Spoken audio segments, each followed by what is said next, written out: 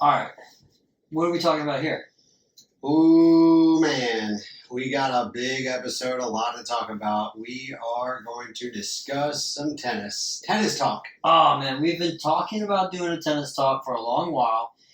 The opportunity, it just seems like it now is the time. What a great title, man. Tennis talk? Tennis talk. Tennis talk. Just came Yeah. just now. Just came up with it. Yeah, trademark. Boom. Get it raw. It's ours. All right, so what are these from? All right, so this one here is from the Ultimate Tennis League, and there's no way to really know, but it is one of the championship balls. I think it might have been from the first singles championship that I had, but it might also be from our doubles championship. Okay. Remember when we beat that father and son? Yeah. I don't feel bad about that at all. The kid was 12, if 12. He's going to be good. He's going to be better than his dad. Sure. All right, what about this one? And that one is from the Australian Open. It's autographed by Rafael Nadal. I didn't know you had that. Yeah. You bought that on... No. So one of my friends' clients, there was something to do with Kia, would go every single year, and they brought that back, gave it to him. He knew I was a huge Nadal fan. He gave it to me. That's awesome. I also have the program autographed by Nadal. That's a great friend. Oh, yeah. None of my friends would do that shit for me. Yeah. That's awesome. Well, yeah, I mean, we got a lot to discuss. This is an ending of an era. Yeah. And the damning of another era. That's true. All right, where should we start, man? Well, we're huge fans of tennis. Love it. Love it to death. We've played doubles together. We've played singles against each other. We've competed in, ultimate tennis for a while, so shout out to them. Great way to compete recreationally. They just sent me an email yesterday or 2 days ago, 50% off singles. Yeah. Before the season starts. It's the way to go. We should start doubles up again if we can, But yeah, eventually, soon. When my kids are in college, that's when I'll get full swing in tennis again. We both love playing on the clay. Yep. We've both grown up with tennis. Yep. I didn't grow up with tennis, but we grew started up to tennis. When did you start playing? I started playing after college. I was in my first. I was in my first job, first postgraduate job, I guess. Then you're just a baby. I started playing. 25 probably. I started playing my freshman to sophomore year in high school, but we're both self-taught. Yeah. Yeah, and we could have been one of the greats. Definitely. Had we had instruction. Indeed. Yeah. I had a little bit of instruction. Yeah. I'm not going to say his name or anything, but alcoholic, and fed my alcoholism. And one day it was pouring down rain. I had a little lesson we were going to set up, scheduled, and the rain's, hey, obviously can't play tennis. Let's go to Hooters. So we did. Oh, that's just a natural. Yeah, that's natural, obviously. Yep. Wings and pitchers and DUIs. So thank you very much. Okay, so let's go into. Okay, so tell me your story. How did you get in? How did you find tennis, and how did you come into it? And then I'll tell you mine. Okay. So as I mentioned, I was already graduated from college, working in the first clinic that I ever worked in. It was an outpatient clinic. We had 3 TVs in the gym area, and they were always on sports. And it happened to be Wimbledon fortnight. And so there's Wimbledon all for 2 weeks going on in that gymnasium. Yeah, I'm paying attention as to who, the rankings and the numbers and people. And obviously Roger Federer was the guy. He was number 1 in the world, 40-something, 50-something, 100-something weeks in a row. So what is this, like 2003, 2004? This was 2007. Oh, wow, okay. This had to have been 2007. It actually might have even been 2008, because I think I was working there for a while. She could have been 2009. It was one of those 2008 or 9, we'll say. All right? If we wanted to, we could look back and see, because Federer was number 1 in the world for a long time. Nadal was playing as number 2, okay? And this tennis tournament went on to go to where they met in the finals. You started with Federer, the Federer and Nadal rivalry. Yes. You did not start with a Federer Roderick. No. Federer no. Roddick. I was Right. after Federer and Roddick. Okay.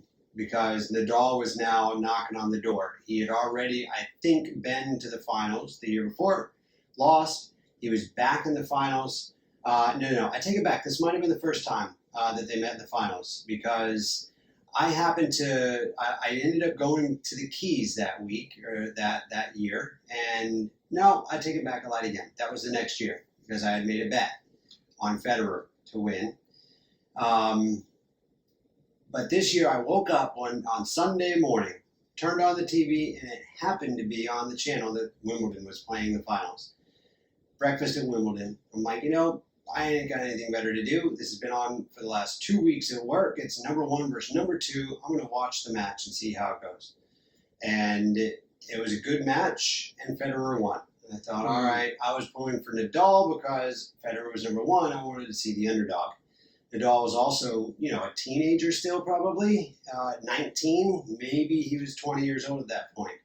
I didn't know that really, or that much about him. But it looked like an intense match. It was great. Federer won, and I was disappointed. Thought I wanted number two.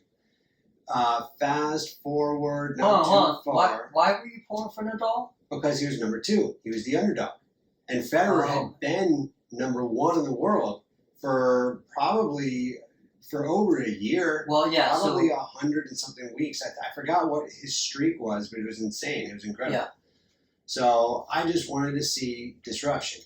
Well, because it's just odd. It's odd because you play with a one-handed backhand. Yeah, but and I didn't know you're rooting for a guy. Yeah, I didn't know. I didn't know who or how I played. I knew that I played with a one-handed backhand. But I didn't relate that to anybody other than just it felt natural to swing this thing one-handed, or I had seen, probably Federer or somebody with a one-handed backhand swinging away. Did Sampras hit with a one-handed backhand, right? Or two hands? Who? Sampras.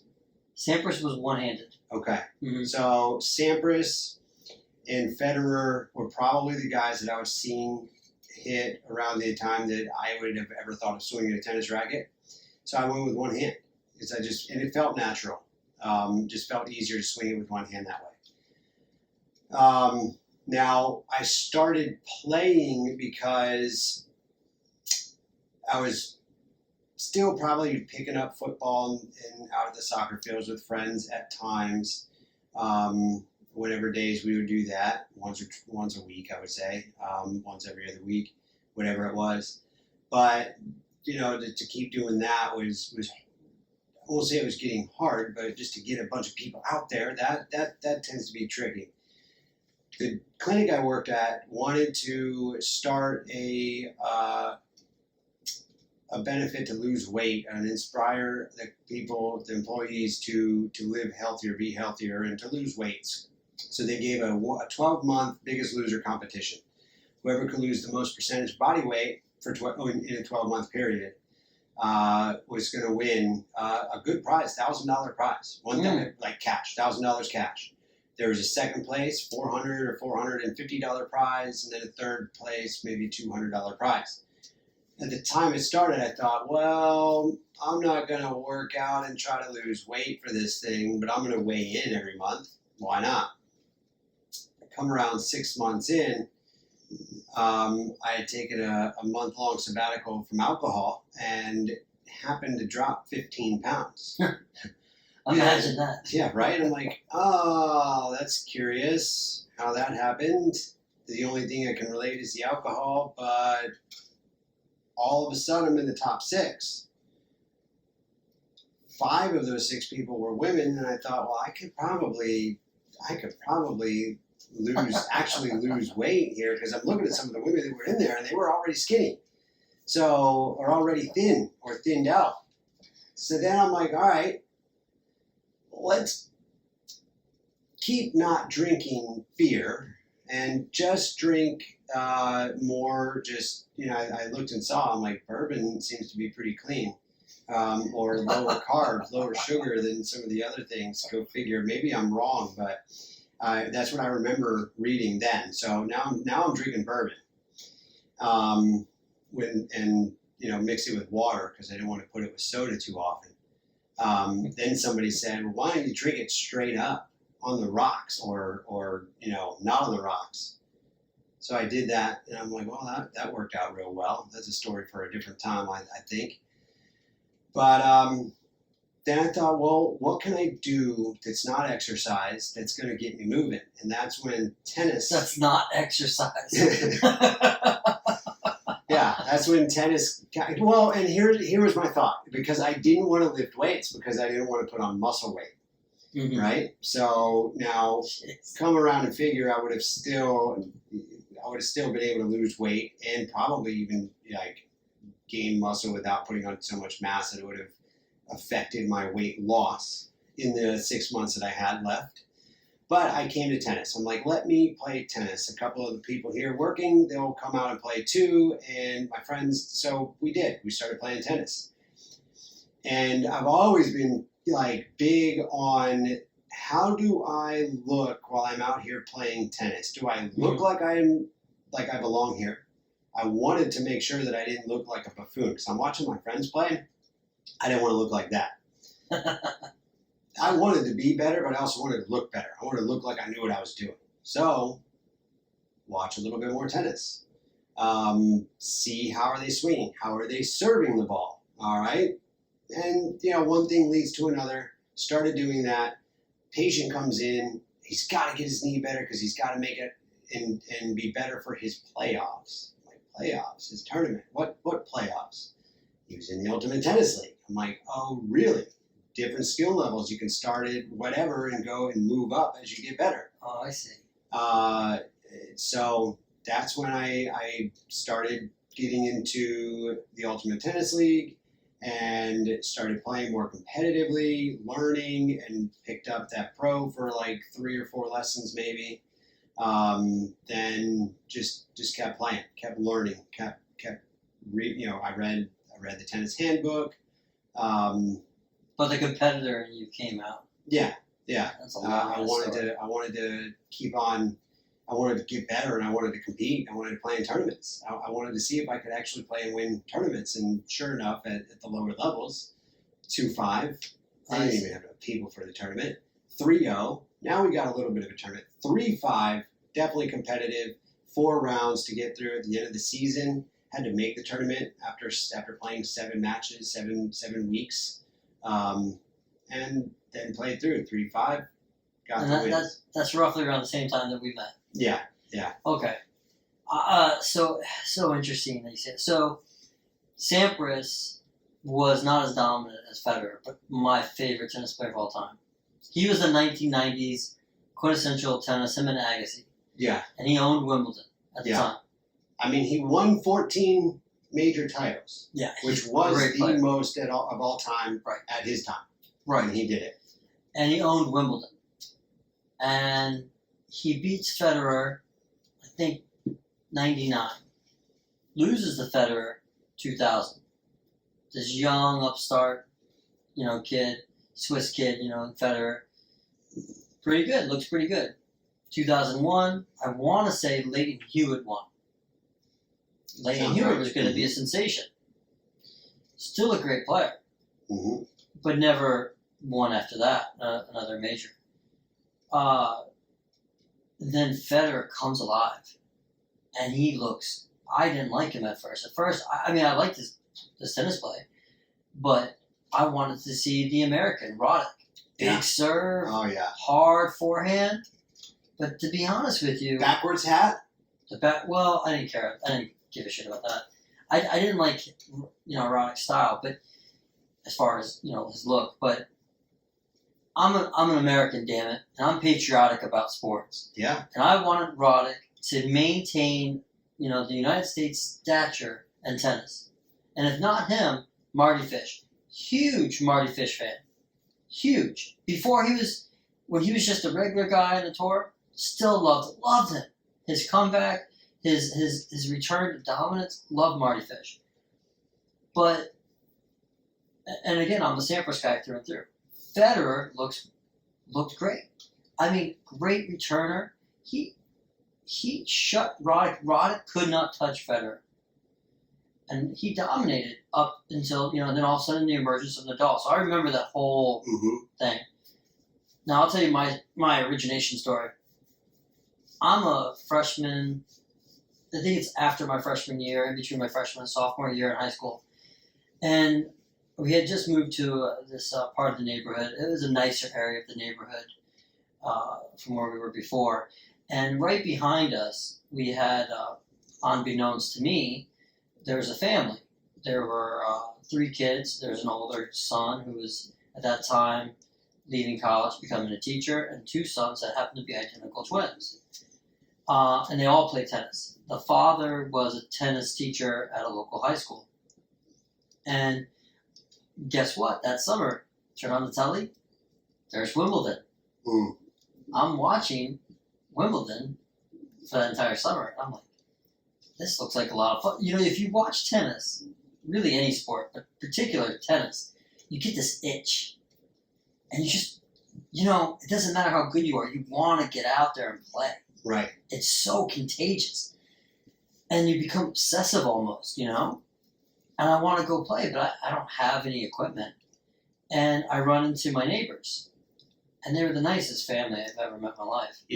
As long as you don't, just because I wouldn't want to name them. No, I don't name them either. It's funny because our tennis origin stories intertwine with that family. Yeah. It's sad, but that's true. But yeah. So they're like, the father was like, here, take my racket. Now, I didn't know necessarily that was his racket. They just gave me a racket. And it was a head. And I went out there and I, just hit by myself and just played. And I was like trying to mimic what I saw on the television. And, I had some kids like pick on me and stuff like that, just a part of the neighborhood that we're in. And I'm just messing around, learning. And unfortunately, those twins, fortunately for them, they were very good at tennis. And they got scholarships to I want to say, to like a school in Tennessee. And they went to play tennis. But unfortunately, their father had cancer. And could no longer support the family, was going through treatment, lost all his hair, was in bad shape. So they forego their scholarship that year and moved back to town so they could work and take care of their father and their mother. And they worked, odd jobs and tennis pros and whatnot. And then within that year, I'll never forget this. The father lost all his hair. So they shaved their heads, to be with their dad. And this is where I think that, they suffered with alcoholism and drug abuse too. And I think this is part of why he passed away. Lost his bout to cancer. And they tried to go back to college, but at that point, a year or a year and a half had passed by. Their scholarship was gone. They came from a poor area like I did, so they couldn't afford to go to school. So they just stayed home, tried to take care of their mom, work, and now they're tennis pros. And that's probably when they started really getting involved and became alcoholics and drug abusers. And apparently their older brother was really good. Like he could have went on the qualifying tour, but because he didn't have money, he couldn't afford to compete. But I dabbled with it, and I dabbled with it in college, and I had a friend and girlfriend, and we used to play and whatnot. And after college, I'm still in grad school. I go to grad school and I start playing, and all of a sudden I'm like, I can get better. I get better. I'm getting better. I'm getting better. Competitor comes out in you, and once you start playing, you get that itch. You really start to love it, and then you just, I don't know. You start off, you're lousy as hell, and then you start getting better, and you start saying, I can do this. I can do this, and that's it. And now you're sucked in, and you're a tennis player. And you move up the ranks, right? That's right. That's right. And then that's when we met. Yeah. And, children will keep you from playing as much tennis as you want, unfortunately. But I wouldn't trade it for the world. It's still the best time. I definitely have to say, I never wanted kids because I knew how selfish I was. Yeah. Or am. And I knew that I wanted to do what I want to do, and I don't want to spend my time raising children, so I did not want children. But when I had children, had children. I couldn't play as often, and now I hardly play at all anymore. But I'm not upset about that. Like, that doesn't bother me like I thought it would. But then when my sons started playing, I would take them out and play. I have more fun watching them play than I have ever had playing myself. I don't know why that is. I think it's nature's, like, they're fucking with me. But I have more fun watching my kids play and enjoy a sport than I ever did playing myself. But nevertheless, we grew up watching Federer. Yeah. And I did not like Federer at first either because I wanted Roddick to win. But when I realized, well, all Roddick has is a big serve and a strong forehand. One shot, one forehand.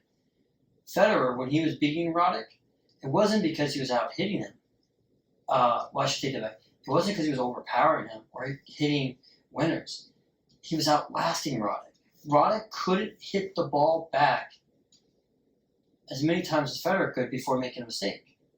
So Federer was just about attrition. He was just playing with less error, which irritated me at first. But now you come to appreciate that. Yeah. More consistent. Yeah. And then Nadal comes.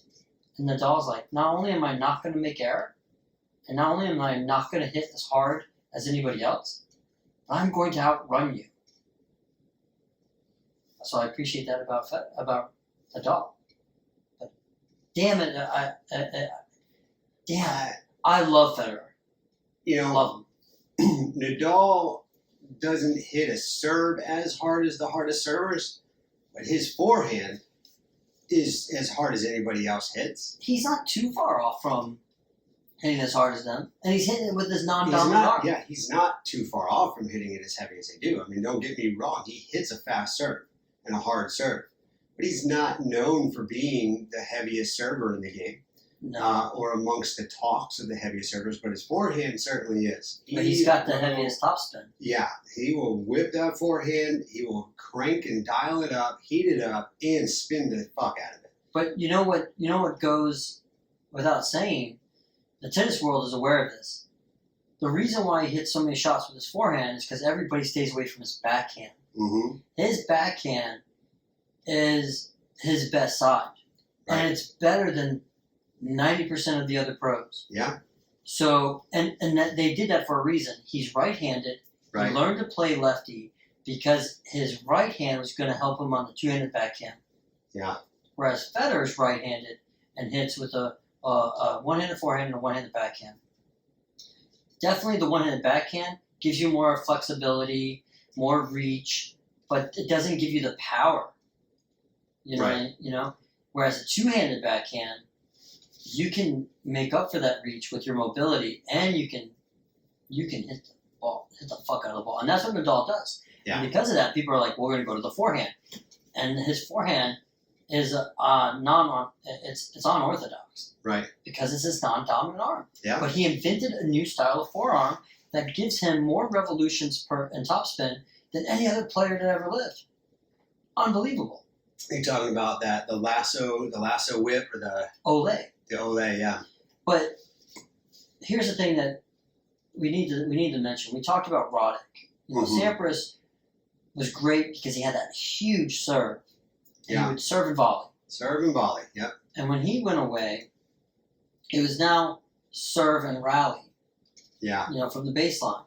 That's what Federer was. That's what Nadal was. That's what all of them are. Now they're starting to volley a little bit, but the volley was gone. It went away. Roddick tried it, but he tried to rally. He should have probably volleyed more often because he just wasn't consistent. Right. And he wasn't faster than any of them. But Federer figured out first, how am I going to return this 130, 140 mile an hour serve? And then Nadal figured that out too by backing 10, 15 feet off the baseline. Right. And everybody followed suit. Now they're figuring, and then of course Federer, the genius that he is, he figured out I don't have to stand 15 feet back. Now I'm going to saber you, Yeah. which is one of my favorite strategies ever in tennis. It's clever. Oh, the guy is brilliant. Sneaky. For me, I have the hardest time saying who the GOAT is because I grew up with Sampras. Yeah. And I definitely think that he had a huge amount of competition in his wake. But how can I not say Federer, Nadal, and Djokovic are the GOAT? Djokovic will probably take the title. But, damn it, man. Those three, and they're all competing against each other? Right. I mean, man, it's unbelievable. It's just unreal. There is always a lot of competition amongst the men's side. And we've been watching Federer for over 20 years. Yeah. Be out there, be the best, be one of the best top two Well, most of his career. Would you say that he's retiring outside of the top 5, outside of the top 10? Well, first let's follow up with what we alluded to at the beginning. Roger Federer announced his retirement 2 days ago. Yeah, so sad. 2 days ago. So that came not as a great big shock because we knew it was coming eventually, but he hadn't played all year and he was saying that he was going to try to come back in October and now in September has retired. So we did not get to see a real farewell tour, a real farewell goodbye, and unfortunately, but is he outside the top 5? I mean, based upon where he falls in the ranks, yeah, he's not been playing, he's not been getting points, he's outside. But no, I don't think he's outside the top 5 in skill or based upon when we last saw him. I think he was in the top 3 or in the top 5, but I do still think he was better than the other guys that were out there. I think he's retiring on top. Yeah, I guess. I really do. And that's just because, maybe it's because I'm biased. I don't know. Yeah, I don't. That's a harder argument to pull off because Djokovic has been number 1 for a long time. Federer could still compete with Djokovic. Oh, not only just compete, but find his way into the semis and the quarters Yeah. of the semis. Yeah. So I think that he's retiring on top. He could have probably retired a little earlier, but he went as far as he could go. Yeah. And I think Nadal's probably going to retire this upcoming year. I do. And I think Nadal's also retiring at the top. Right now, as it stands, he is the GOAT. Yeah. If you look at titles. He's got the most titles. Mhm. What do you got? 21, 22? 22, I think. 22, I believe. And what's Federer at? 21? Federer is 21. Yep. And Djokovic is going to... Djokovic has 21. Yeah, and Djokovic is... Or did Djokovic tie? He's did Djokovic going to... tie? Oh, I think I think he's one behind Nadal. And I think he's probably going to smash it because he's got a few more years of competition if he's allowed to compete. I'm just going to look it up. I want to make sure we have our facts straight. We want to say goodbye to Federer. Federer inspired us to play tennis. It was awesome to watch him play these last 20 years. I can't speak highly enough about him. I thought the guy was just classy. I thought he was sophisticated, yet approachable. I think he not only popularized tennis, but and brought it to more of the mainstream, but you could certainly learn from him tremendously when you watch him. And I think the same thing is true of Nadal. Nadal, in my opinion, brought a lot of global attention to tennis and is an extremely likable, lovable player. You can't but love the guy. Yeah, he's very humble, Mm-hmm. very kind of soft-spoken, almost bashful sounding. He's not polarizing. He's so lovable. Kyrgios is polarizing. Yeah. But Djokovic polarizing. So here's the list. I have Nadal at 22, as we said, Djokovic with 21, mm-hmm. and Federer with 20. Oh, Federer has 20. He has 20. Yeah, he never broke that. Actually, I remember when he got to 20. I almost think, did he win the French to get his 20, or did he win the women? I couldn't remember. That was a couple years ago. Yeah. So But Federer, loved watching you, it wasn't my the entire French. life. She's only got one French Open. and I have to say, you will be missed heavily. But now the next chapter of your life is open, and I can't wait to see what your kids have to offer if they play. And Nadal, if I don't know. I think Nadal's probably going to retire. What do you think? Certainly in the next 2 years, if not next year. Yeah. I just can't see him continue the battle injury, Yeah. doing the grind. He just got married. He's getting up there too, and he can still retire on top. And Djokovic is going to smash the record if he's allowed to play. So let's go on to the next. Also, let's say goodbye to Serena. It was awesome to watch her play. Also retired this year before the U.S. Open announced it. This would be her last tournament. Now is she the GOAT? The female GOAT? This is going to get contentious. This is a big argument.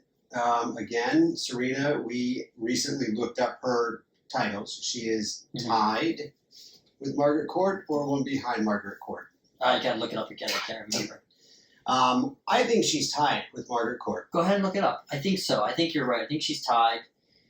She came out and said that, she should have 30 titles and therefore be the GOAT. But the problem is she doesn't have 30.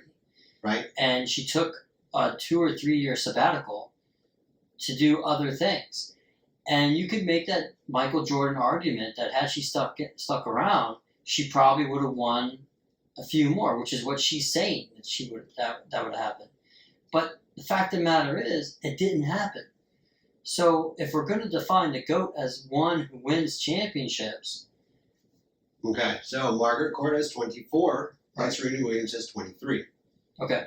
She's tied with Andre Agassi's wife, right? What's her name? Steffi Graf. Steffi Graf. No, Steffi's got 2. 22? 22, yeah. Steffi Graf was an unbelievable player and probably would have broken Margaret Court's record had she not retired early. She retired young. And she just stepped away from it because it was just too much. It was time for her emotionally and mentally to step down. But she was definitely up there as far as one of the greatest of all time. She was unbelievable. Absolutely. But So they do have they divided them a little bit into the Open era and the A era. What's the A for? I don't know. The beginning? I don't know. I don't know. But anyway, so Margaret Court has 13 AEs and 11 Open era titles. Whereas Serena obviously has all of them in the Open era. Mm-hmm. Well, that would be same as 24. Steffi Graf. What's that? That would be 24. What? 11 and 13. Well, it is, yeah. That is. And they consider that to be major titles, because they're still the major titles. The same argument is applied to Rod Laver. Rod Laver didn't play in the Open era, and he won a ton. So a lot of people consider Rod Laver the GOAT, because had you looked at him within the Open era, he would have had a ton of titles. But the problem They with that... did divide the men's list as well, and he wasn't at the top. I mean, Sampras was still above Rod Laver. Well, but that's what I'm saying. He was considered. So, but the bottom line is that the new GOAT is going to be Djokovic, most likely. Right now, the reigning GOAT is Nadal. Or the reigning, person with most champions. I don't know that you would just call them the GOAT because they've got the most titles. That's where it's open for interpretation. That they also held on to the number 1 spot for the longest period of time. Look at their the time, the amount of time they've played, the competition that they've played. I mean, it's much more global now. Mm-hmm. But let's get back to Serena. Margaret Court, in my opinion, is not appreciated for the titles that she won. We're talking about men's tennis. Yeah, there's more parity in men's tennis. 20 titles is rough. 22 titles, harder. Very hard. 24 titles, holy shit. That's a lot. Yeah. And Margaret Court did it with competition. She played against Chrissy Everts, and she played against the Billie Jean Kings, and she played against other very extremely talented women tennis players. So I feel like she's underappreciated. I really do. Absolutely, I agree. And Serena, if you want that title, if we're saying that, and I mean, we've talked about this with Tom Brady in football. Mm-hmm. If you want that title of being the GOAT, it's not enough to be the statistic champion. Right. You have to be, the champion. Right. When it comes down to it, do I think she would have got 30 titles? Maybe. Do I think she would have gotten 24, 25 if she didn't take off the 3 years, both when she was doing her after she had her child, of course, but then the previous one where she took time off for her fashion line. Mm-hmm. Yeah, I think she would have gotten easily 24, 25, 26, but she didn't. And she came back. Nobody could touch her. On top of her game. Who could have touched her? When she got to the brink, she still had the talent. Yeah. But what happened? The only person that could have contested her at that time was Venus. Yeah. They were the best in the game. They were the best, and she was kind of smashing Venus around. She was smashing everybody. She's young, she was Yeah. quick, she was powerful, and then everybody caught up. And that's what you see. You see these, and you don't see as much parity in female tennis as you do in, with men. The competition's a lot steeper. I definitely agree with McEnroe. I know a lot of people get pissed off about this. Serena is not the greatest tennis player of all time. She can't be, because I don't think she could beat a man in the top 25. I agree. It's two different games. It's apples and oranges. Right. They go 5 sets. Right. They hit harder. There's more power on the serve. There's a lot more variety to the game. That's why she dominated for so long, because she was fast and powerful. Yeah. Now these young bloods are just as fast, just as powerful. I don't think she could beat men in the top 25. So she's one of the greatest female tennis players ever, no doubt. I don't think she's the GOAT for female tennis, because I like to say she is. I really would. I would love to be able to say that. But the bottom line is, I can't say that without impunity. With impunity, I mean. I would have liked to see her have the grit to make it, to do it. Yeah. To get there, because she was in how many finals that she's lost? She had like 4 opportunities to do it. And unfortunately, what I was shocked about was she never seemed to be bothered by pressure. Until she got to the 23 wins. As soon as she got to that 23rd championship, and she went into the 24th championship to win, to potentially tie. Yeah. I don't know what happened. I can't imagine, because she broke down against Osaka in the first U.S. Mentally, Open. Mentally broke down and just was screaming out the official or the chairman. Just totally, it was just such a bad look. Well, you can just tell the pressure just added up. Yeah. But so there's a documentary on Marty Fish called I think it's called Breaking Point. It's on Netflix. Awesome documentary. And in this documentary, he talks about the mental anguish and the mental health crisis that he went through to be a competitive tennis player. And Marty Fish was never, he had pressure, but he didn't have the kind of pressure that Serena had. I cannot imagine that amount of mental and emotional fatigue. Oh, yeah. In addition to the physical fatigue. Right. So, okay. But guess what? Margaret Court went through that same thing. At a different era in time, I understand, but she went through the same thing. And she got 24 titles. Yeah. I'm sorry. There's a reason why the greatest of all time is praised the way they are, because they put up with all of that. Yeah. So, but anyway, it's going to be sad to see her go too, because I loved watching Serena. Yeah. She's a great tennis player. Her sister's a great tennis player. And it's the end of an era. And hopefully this next era in tennis is just as great as the previous era, which was just as great as the era before it. As history has shown, it just keeps getting better. Who are you excited about as far as the next level in tennis? Well,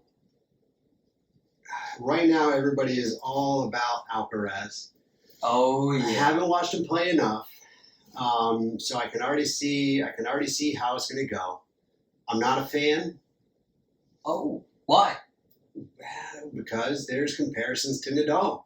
He's Oh. Spanish. He's coming up. He's good. He's fast. There's only one Nadal. That's in your all brain. wonderful, but there's only one Nadal. Yeah. Nope, and he is not it. Again, I've only watched him play one match, and he lost. And he lost that match. So I'm like, well, there's your next goat, right? Okay. He's Now, 19. he's good. I know he's good. He's young. Nadal won at 17, but who's counting ages, right? Federer, how old was he when he won? 17. Okay. Well, here's the thing. Alcaraz, these young bloods, man, their fitness is there. Yeah. Tennis is life. Alcaraz, you only need to watch him once. I don't care if he lost or not. Tennis is far more demanding. You not only need to be powerful, you have to be fast. You got to cover the whole court, Yep. which people didn't have to cover the whole court back in the 70s. You had to be good at the net. Then in the 90s, you got to be able to cover the court. Not as much as you do now. I mean, that's what made Nadal so special. Yeah. He could cover the entire court for wherever he was. Drop shot him, I don't care. He's going to get that ball. Yeah. And he never gives up. And he never gives up. He fights for every point, which is way different than the eras before him. Alcaraz is consistent. He's powerful. He's fast. And he fights for every point. He outplayed Tiafoe in the U.S. Open because he through attrition. Yeah. He didn't get worse. Tiafoe got tired. He was gassed. And then basically just had to give in. He gave in to that. Yeah. Which sucks for me because, again, I'm very patriotic when it comes to my American tennis players. I want to see Tiafoe make that next step. I wanted to see him beat Alcaraz and get to the finals. Because maybe he would have won it. Yeah. You've been cheering for Tiafoe for several years now. I like Tiafoe a lot. I like his he's got a special little whip on his forehand too. But he's got to bring more to the table and he's got to get his fitness better. I'm a huge Fritz fan. And I'm really excited to see what Opeka can offer. I think everybody is because he's so tall, and he's got a lot of Sampras-like characteristics. I think I like. And Alcaraz looks great. He looks Fritz. I like Fritz. I think Opeka is just going to be at best another John Isner. I hope not. But that's nothing against John Isner. No, they're just so tall. I feel like they're a little too tall to be the best. So you think there's like a sweet spot that you need to be at? Yeah, 6'1", 6'2", 6'3". That's the height. That's where you want to be. You start getting to 6'5", 6'6", 6'7". Those are long legs to move that body around the court and to get to the balls, to get deep, to dig them out when you need to. Certainly, you've got that reach above. You've got this power to come down on that ball. But I've never understood that argument. Oh, big guys can't run. Oh, big guys. It's not that they can't run. It's that they can getting there and then being able to maneuver yourself low enough in the knee that you got to get low to dig that ball out right before it hits the ground. Yeah, but the way they kick that ball now, I mean, you would be smart if you just sliced them and kept the ball low. Right. But the way they kick the ball now on topspin, that ball is coming up to, the shoulders of a lot of these players. These 6-footers, these 6'2". Yeah, but I'm not talking about a super heavy topspin. Well, we were talking about Nadal. His ball kicks up. So from my perspective, I think the taller athlete can handle it. Now, it's not coming up to their shoulders. It's going to stay in their striking zone. And maybe instead of stepping forward to take it early, they step back so it comes up to their sweet spot. But I don't know. I think there's room for Opeka, and I'd love to see him serve and volley like he's been coached. Yeah. I'd love to see, but again, like you said, we have to see if that's going to translate. Right. But I think the player I'm excited about the most is Fritz. Taylor Fritz and Kopeka. Oh, love those two. Yeah. And they're about 6'3". The Americans, I'm shooting for Fritz. Opeka's the taller one. He's not 6'3", is he? No. Kopeka? Oh, Kopeka. Kopeka, not Opeka. Okay. I might be Yeah. saying his name wrong. Gotcha. Kopka or Kopka. Kopka. Yeah. Kopka is like, I think he's like 6'2", 6'3". Yeah, he looks pretty good too. And his whole family is are elite athletes. He actually he may even be better than Fritz. Oh, but I love both of their attitude and their insight. They're like, fuck it, we are going to bring American tennis back. That's what I want to hear. I hope they do. Yeah. Because I was hoping that would be the case in Ryan Harrison. He kind of fizzled a little bit. Yeah. But he was also, he was like 5'10", 5'11". It takes me to down the same thought as MLS or soccer, American soccer, American tennis.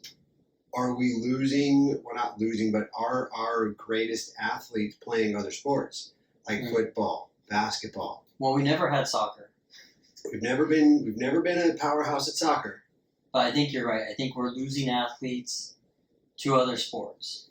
Okay. Yeah, I think so. But it's a hard argument because tennis used to be a country club sport. Mm-hmm. Like golf. Right. And then it kind of came to the mainstream and to, the poor streets like mine. And so you saw more kids playing and more accessibility to play tennis. Now, though, maybe we are losing those athletes to sports like golf, because golf was still a country club sport when tennis became mainstream. But now that's been brought to everybody. Right. So maybe we're losing them to golf and baseball and soccer and football and basketball. I don't know. Regardless. I also think that we don't train our tennis players as well as say the Spanish are, or the Russians are, or the Aussies are. They are fitter. They run more. They can outrun us. They outlast us because they have the endurance. They have power. And they have a little bit more variety. And I'll go back. And I know I'm probably, repeating myself, but you look back at Andy Roddick. He was thought to be the second coming of Pete Sampras because he had that powerful serve. Right. He had a stronger serve than Sampras. Yeah. And he could get to the net and volley. But Federer changed, flipped the script on him and said, I'm just going to return it. I'm just going to get it back to you and I'm going to outlast you. So American tennis has been predicated on so many times on hit a hard serve and hit a hard forehand. But that's not the way tennis went. Tennis was, I'm going to run all over the court, I'm going to outlast you, be more consistent, and I'm still going to hit with power. Every other country's done that, but we're still concentrating on that in America? No, we need to get back with the times. Let's show them how athletic we are. James Blake just went for winners all the time. Marty Fish, great player, just not as consistent as everybody else. And he kind of talked about that in his documentary. He was happy to be just a regular tennis player doing the tour. And then when he wanted to be more competitive, he had to be more consistent and lose weight and be faster. But again, he became so obsessed about it, it affected his mental health. These kids across the world are learning that from a young age. So they're coming into tennis with that athleticism. It's not about hitting 140 miles an hour. It's about, can I return the serve? Right. So the other thing we had alluded to, we just took a deep dive after. Well, hold on. I just want to say this real quick. You grew up loving Nadal with a one-handed backhand. Yep. I grew up loving Sampras and Federer, and I played with the two-handed backhand. What the irony? Well, but in all fairness, I did start off with a one-handed backhand. I had a very good one-handed backhand. I sliced the ball very well, whether it was through your typical topspin backhand or through the slicing backhand. It always sliced on me, but I just had more power and consistency with the two-handed backhand. And I think it depends on the player. It depends on what you're comfortable with. I think you should know how to do both. I'll be completely honest with that. But I just had to bring that irony to the table. Yeah, I had tried the two-handed backhand. And I know how I'm supposed to hit it, but I drive it into the net with so much topspin that it's like, well, do I want to take the time to polish this up a bit?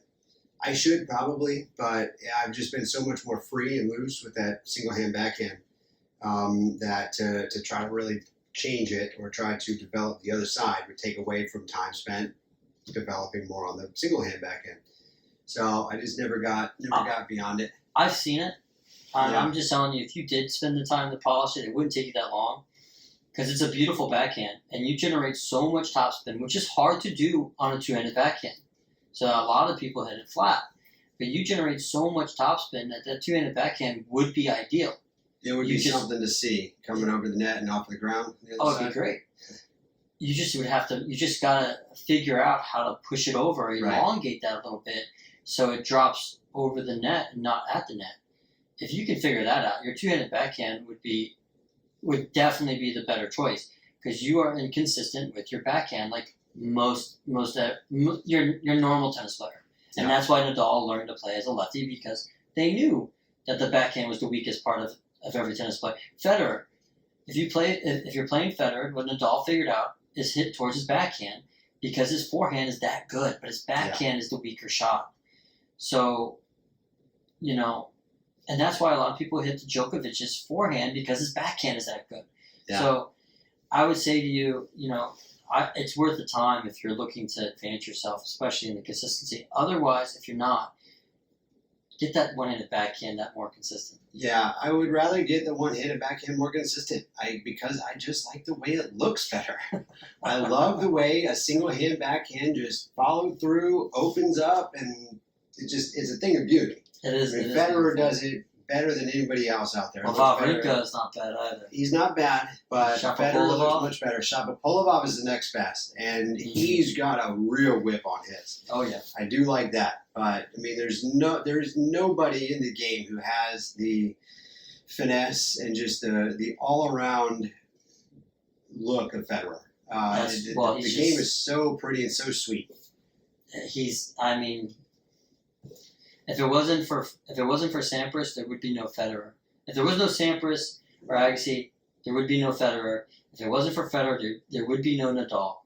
If there was no Federer or Nadal, or there would be no Djokovic. Right. And Djokovic himself said, I want to serve like Sampras, and I want to hit like Agassi.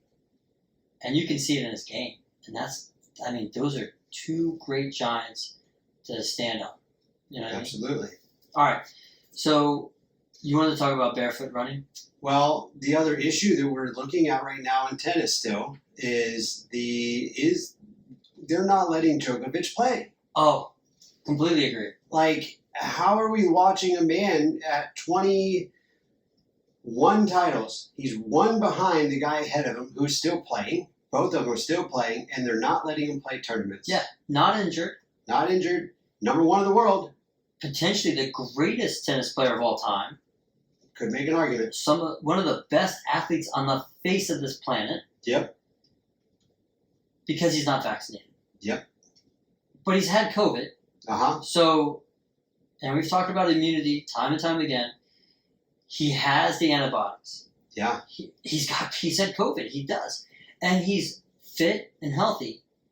And yet we're keeping him from playing tennis? I mean, come on. What are we doing? What the fuck are we doing? Breakthrough infections were not supposed to be common. But guess what? They became common with COVID.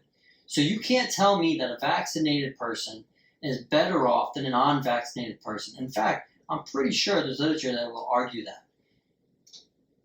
So why is he not playing? I don't know. I don't know how they can justify it and go back and say and not let him play. Like, it's ludicrous. It is completely ludicrous. Let that man play, man. I mean, we want to see some good tennis. He's gonna bring that tennis level to the next step, and let him show the world whether or not he is the greatest. Yeah, I wish. Hopefully they do. Now that being said, I am still hoping that Nadal finishes with more titles. Yeah, I don't know. I don't think it's going to happen. Djokovic is just that good, and I don't know if any of the new guys, maybe Medvedev, but I don't know if anybody else that could really touch Djokovic and keep him from winning another title. in the next 5 years. Not at this point. No. He's going to have to retire or be barred. Yeah. And part of me wonders if this is retaliation because he started a tennis union. That would be. I wonder how much that has to do with it. Which the tennis community did not want a union. They fought Billie Jean King when she formed the Women's Tennis Association and coalesced the female tennis players together. And they were not happy about Djokovic forming a players' union either. And so that was a year ago when he started that and he formed it. And he's fighting for the unity. He's always been that type of person. He's patriotic. He cares about the unity of the Serbians. He cares about the unity of the tennis world as well. So he formed a union against the remarks of the tennis associations, the people that control it. And he's fighting for more pay, better amenities, better work environments for tennis players that are coming up, or the tennis player that is not within the top 25. So I wonder how much of this is used as a COVID excuse, and instead it's retaliation for his unionization of tennis. That would make, I think, the most sense. It does. When you put it like that, it does sound like a retaliation. It doesn't make sense. It's bullshit to me. Well, it doesn't make sense, but that could be at least perspective as to what they're doing, why they're doing this to Djokovic. Right. Because I don't think that they would do it because of any don't want to let him win, 24, 25 titles. Don't want him to win the most titles of all time.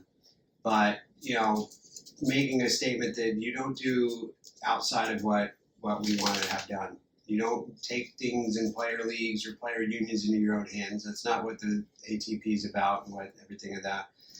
So, but it's still wrong.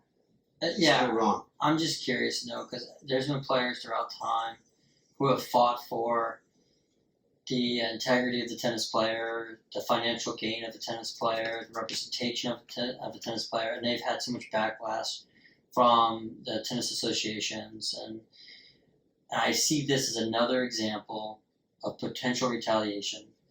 Because, like I said, it's a country club sport. There are gentlemen and gentlewomen, gentlemen mostly, white, wealthy men who control the sport from day one. And they certainly had their perspective when it came to other players, lesbians playing tennis players who were yelling and shouting and causing a scene. John McEnroe, Mm-hmm. Black players playing, and I think I maybe we're the first to talk about it because I haven't heard anybody else bring this point up. But I wouldn't be surprised if it is potential retaliation because he fought to unionize players and helping for better conditions in tournaments. Well, the more you say it, the more it sounds likely to me. Conspiracy. Yeah. Okay. So, are we done? We good? Yeah, I think we're good. All right. I think that was plenty of tennis talk. Set one. Okay. So we'll have to do it again sometime. Maybe bring in a guest, another player, another enthusiast. Another tennis junkie for tennis talk. I agree. All right. Well, it was great. In the meantime, get out there on those courts, smash some balls, have a great time, play with the kid, enjoy it. All right. Bye, everybody. Bye bye.